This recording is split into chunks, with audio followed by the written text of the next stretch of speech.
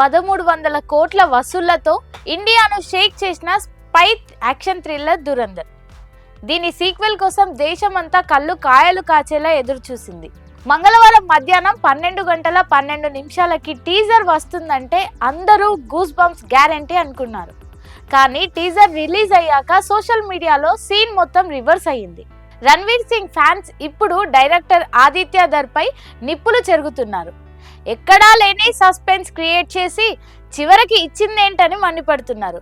అసలు ఏమైంది? టీజర్ లో అంతలా స్కామ్ ఏం జరిగింది? Let's talk about it.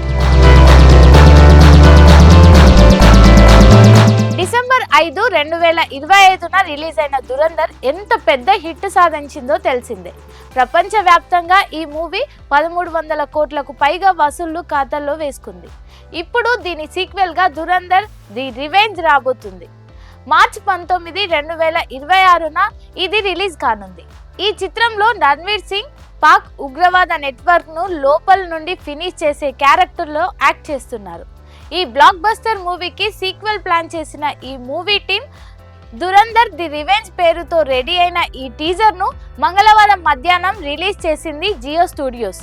ఇందులో రణ్వీర్ సింగ్ తన మిషన్ ను ఎలా ముందుకు తీసుకెళ్లాడు, అండర్ వరల్డ్ లో ఎలా ఎదిగాడు అనేది చూపించారు.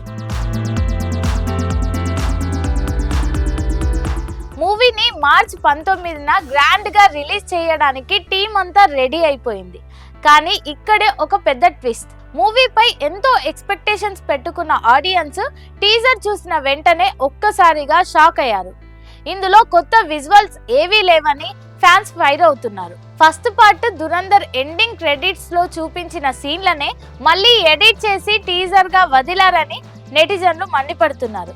డైరెక్టర్ ఆదిత్య ధర్ టీజర్ పేరుతో స్కామ్ చేశాడు అని ఒకరు, కొత్తదేదైనా చూపిస్తాడంటే పాతదే మళ్ళీ చూపెట్టాడు అని మరొకరు కామెంట్స్ చేస్తున్నారు. అంచనాలను అస్సలు రీచ్ అవ్వలేదని, మేకర్స్ తమను డిసప్పాయింట్ చేశారని ఫ్యాన్స్ గోల చేస్తున్నారు. మరి ఈ విమర్శలకు మూవీ టీం ఎలా రెస్పాండ్ అవుతుందో చూడాలి. టీజర్ డిసప్పాయింట్ చేసిన సినిమాలో కంటెంట్ మాత్రం పవర్ఫుల్ గా ఉంటుందని ఇండస్ట్రీ వర్గాలు చెప్తున్నాయి. ఈ సీక్వెల్ హిందీతో పాటు తెలుగు, తమిళం, కన్నడ, మలయాళం భాషల్లో రిలీజ్ కానుంది.